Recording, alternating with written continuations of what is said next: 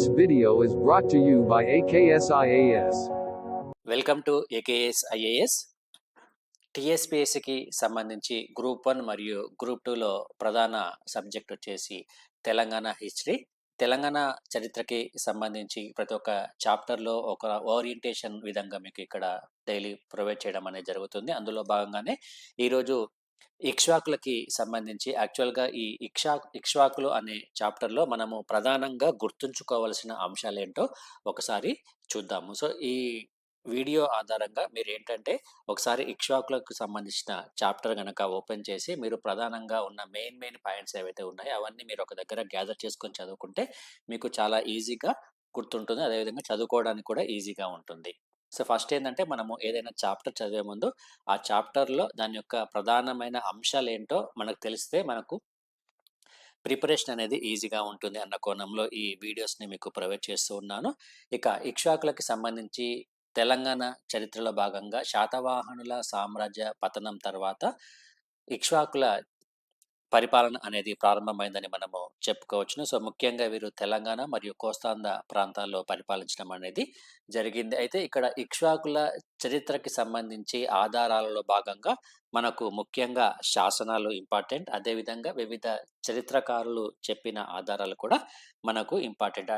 అంటే ఇక్కడ మనము శాసన ఆధారాలు అదేవిధంగా సాహిత్య ఆధారాలు కూడా మనం ఇక్కడ గుర్తుంచుకోవాలి. సో ఇది ఒకసారి మీరు డివైడ్ చేసుకొని చదవండి. శాసన ఆధారాలు అదేవిధంగా సాహిత్య ఆధారాలు. సో శాసన ఆధారాలలో కనుక మనం చూసుకుంటే ఇక్ష్వాకులకి సంబంధించిన శాసనాలు ఎక్కువగా మనకి నాగార్జునకొండ, జగ్గయ్యపేట, రామిరెడ్డిపల్లి అదేవిధంగా ఫణిగిరిలో ఎక్కువగా దొరకడం అనేది జరిగింది.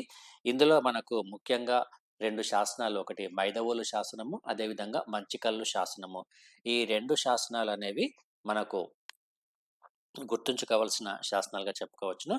ఇక మరొక ముఖ్యమైన అంశం వచ్చేసి ఇక్ష్వాకుల చరిత్రకు సంబంధించి వారి యొక్క జన్మ సిద్ధాంతాలు కూడా మనము గుర్తుంచుకోవాలి. లైక్ ఇక్కడ మనము చెప్పుకుంటే ఇక్ష్వాకులకి సంబంధించి వీరు ఏ ప్రాంతానికి చెందినవారు, కన్నడ ప్రాంతానికి చెందినవారు అనేది ఒక వాదం ఉంది. అదేవిధంగా వీరు తమిళ ప్రాంతానికి చెందినవారని ఒక వాదం ఉంది. ఆంధ్ర ప్రాంతానికి చెందిన వారిని ఒక వాదం ఉంది. లేకపోతే వీరు ఉత్తర భారతదేశానికి చెందిన వారని ఒక వాదం అనేది ఉంది. సో ఈ 4 వాదాలు 4 చరిత్రకారులు చెప్పడం అనేది జరిగింది. సో దీనికి మనకు ఎగ్జామ్లో ఏ విధంగా అడుగుతారంటే మ్యాచ్ ద ఫాలోయింగ్ టైప్లో క్వశ్చన్స్ అడిగే అవకాశం అనేది ఉంటుంది. కాబట్టి ఇది ఒకసారి మీరు చదువుకోండి. దాంతోపాటు ఈ ఇక్ష్వాకులకు సంబంధించి పురాణాలు కూడా మనకు ముఖ్యమైన పాత్రను పోషిస్తాయి. అందులో విష్ణు పురాణం ఒకటి, మత్స్య పురాణం ఒకటి. సో ఈ 2 కూడా చాలా చాలా ఇంపార్టెంట్. సో విష్ణు పురాణం ప్రకారము ఇక్ష్వాకులు ఏ ప్రాంతానికి చెందినవారు అనే క్వశ్చన్ అడిగే అవకాశం అనేది ఉంటుంది. అదేవిధంగా ఇక్ష్వాకులు చెంచు జాతికి చెందినవారని ప్రతిపాదించిన వారు ఎవరు అనేది కూడా మనకు క్వశ్చన్ అడిగే అవకాశం అనేది ఉంటుంది. సో ఈ పాయింట్ ఆఫ్ వ్యూలో కూడా మనం ఒకసారి చదువుకోవాలి. అదేవిధంగా ఇక్ష్వాకుల వంశానికి సంబంధించి వీరు ఏ వంశానికి చెందినవారు. సో ఇక్ష్వాకు వంశస్థులైన శ్రీరామచంద్రుని వంశానికి చెందినవారని నాగార్జునకొండ శాసనంలో ఉంది. అదేవిధంగా ఇక్ష్వాకులు క్షత్రియులని చెప్పిన వారు భండార్కర్. సో ఇది గుర్తుంచుకోవాలి. ఇక నెక్స్ట్ వచ్చేసి ఇక్ష్వాకులకి సంబంధించి వీరి యొక్క రాజకీయ చరిత్రను గనక ఒకసారి చూసుకుంటే ఇక్ష్వాకుల శాసనాల ప్రకారము మొత్తం ఇక్ష్వాక రాజుల సంఖ్య వచ్చేసి కేవలం 4 రాజులు మాత్రమే పరిపాలించడం అనేది జరిగింది. సో అందులో వచ్చేసి వాసిష్ఠీపుత్ర శ్రీ శాంతమూలుడు, అదేవిధంగా వీరపురుష దత్తుడు, ఎహువల శాంతమూలుడు, రుద్రపురుష దత్తుడు. సో ఈ రాజులకి సంబంధించి ఆయా పరిపాలనా కాలంలో జరిగిన ముఖ్యమైన సంఘటనలు కూడా గుర్తుంచుకోవాలి. మనకి ఇక్కడ జనరల్గా అడిగే క్వశ్చన్ ఏంటంటే ఇక్ష్వాకుల వంశస్థాపకుడు ఎవరని క్వశ్చన్ అడిగే అవకాశం అనేది ఉంటుంది. అదేవిధంగా ఇతనికి సంబంధించిన శాసనాలు కూడా మనము క్వశ్చన్స్లో అడిగే అవకాశం అనేది ఉంటుంది. సపోజ్ ఇక్ష్వాకులకి సంబంధించిన శాసనాలలో రెంటాల శాసనము, కేశనపల్లి శాసనము, అదేవిధంగా దాచపల్లి వద్ద దొరికిన శాసనం అనేది ఎవరి పరిపాలనా కాలానికి సంబంధించిన శాసనాలు అనే కోణంలో మనకు క్వశ్చన్స్ అడిగే అవకాశము ఉంటుంది. అదేవిధంగా వీరి యొక్క పరిపాలనా కాలంలో ఏ మతాన్ని వీరు అవలంబించారు అంటే ఇతని పరిపాలనా కాలంలో వైదిక మతమా, జైన మతమా, బౌద్ధ మతమా అనేది కూడా మనకు ఎగ్జామ్లో గుర్తుంచుకోవాల్సిన అంశాలు. సో, ఇక్కడ ఈ రాజకీయ చరిత్రకి సంబంధించి ఇతని బిరుదులు కూడా చాలా ఇంపార్టెంట్. సపోజ్ 'వాశిష్ఠిపుత్ర శ్రీ శాంతమరులకు' సంబంధించిన బిరుదులు గనక చూసుకుంటే చాలా ఉన్నాయి ఇతనికి బిరుదులు. సో, 'శతసహస్రహాలక' అని, 'దక్షిణ పదపతి' అని, 'గోత సహస్ర' అని, సో, ఇటువంటి అనేక బిరుదులు ఉన్నాయి. సో, ఈ బిరుదులకు సంబంధించి కూడా మనము గుర్తుంచుకోవాలి. ఇక నెక్స్ట్ వచ్చేసి 'శ్రీ వీరపురుష దత్తుడికి' సంబంధించి ఇతని బిరుదులు, అదేవిధంగా ఇతనికి సంబంధించిన హ్మ్, శాసనాలు, అదేవిధంగా ఇతని పరిపాలనా కాలంలో ఇతను వేయించిన శాసనాలు. సో, ఇవన్నీ మనము గుర్తుంచుకోవాల్సిన అంశాలు.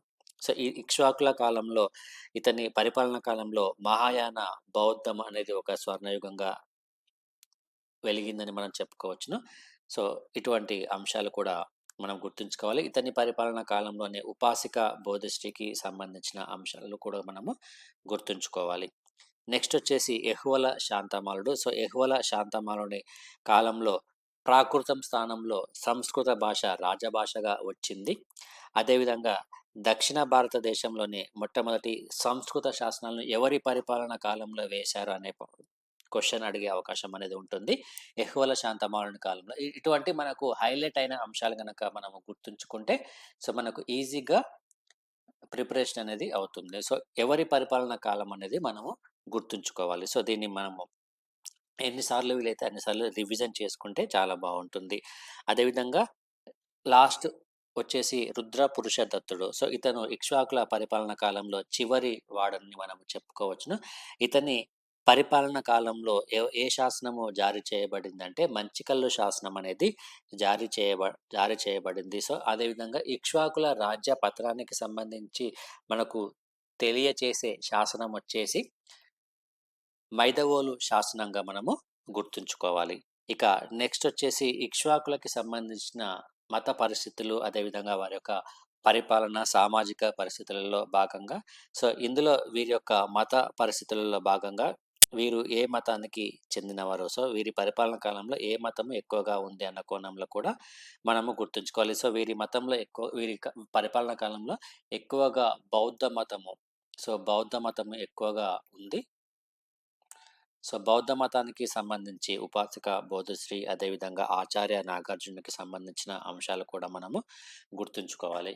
ఇక విద్య, సాహిత్యానికి సంబంధించి వీరి పరిపాలన కాలంలో ఎవరెవరు ఏ ఏ రచనలు చేశారు అన్న కోణంలో కూడా మనకు ఎగ్జామ్‌లో చాలా చాలా ఇంపార్టెంట్. సో, ఇతని పరిపాలన కాలంలో ఫర్ ఎగ్జాంపుల్ మనము ఒక కవి గురించి తీసుకుంటే ఇతను 'ధర్మకీర్తి'. సో, ఇతని యొక్క రచనలొచ్చేసి 'న్యాయబిందు', 'హేతుబిందు', అదేవిధంగా 'దిగ్నాగుడు', 'బుద్ధఘోషుడు'. సో, ఇవన్నీ బౌద్ధ మతానికి సంబంధించిన రచనలుగా మనం చెప్పుకోవచ్చును. సో, ఈ విద్యా, సాహిత్యానికి సంబంధించి కూడా మనము గుర్తుంచుకోవాలి. ఇక వీరి పరిపాలన కాలంలో ముఖ్యమైన నిర్మాణాలు, సపోజ్ ఎగ్జాంపుల్ గనక తీసుకుంటే ఏలేశ్వరంలోని సర్వ దేవాలయము, అదేవిధంగా ఇక్ష్వాకుల కాలంలో ధాన్యకటకము, నాగార్జునకొండలోని విశ్వవిద్యాలు చాలా ప్రాముఖ్యం పొందాయని మనం చెప్పుకోవచ్చును. అదేవిధంగా దేవాలయాలపై, శిల్పాలపై శిల్పి యొక్క పేరుని రాసే సాంప్రదాయం అనేది వీరి కాలంలోనే ప్రారంభమైందని మనం చెప్పుకోవచ్చును. అదేవిధంగా శిల్పకళకి సంబంధించి వీరు ఎక్కువగా మహాయాన బౌద్ధానికి సంబంధించిన శిల్పకళను అనుసరించడం అనేది జరిగింది.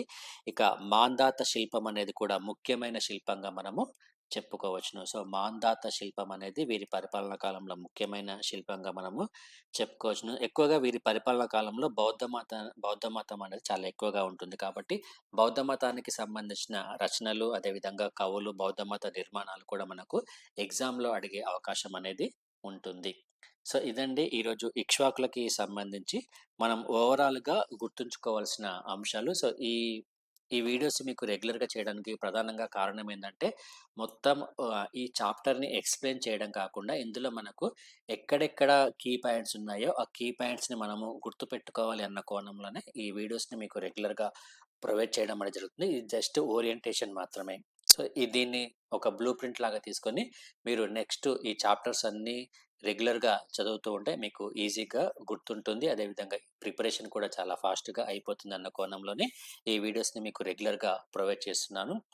దీంతో పాటు తెలంగాణ హిస్టరీ, అదేవిధంగా ఇండియన్ హిస్టరీకి సంబంధించి పాలిటీకి సంబంధించి కూడా రెగ్యులర్గా వీడియోస్ మీకు అప్లోడ్ చేయడం అనేది జరుగుతుందండి.